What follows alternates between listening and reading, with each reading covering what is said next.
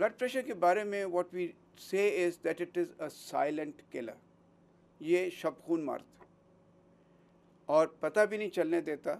जब लोग हमारे पास आते हैं कई दफ़ा हार्ट अटैक्स में आएंगे, कार्डियक अरेस्ट में आएंगे, उनको स्ट्रोक हो चुका होगा, पैरालाइज हो जाती हैं। और कई लोग तो इस दोनों चीज़ों में जब उनको फालिज हो रहा होता है या हार्ट अटैक होता है तो वो अपनी उनकी जान भी चली जाती है।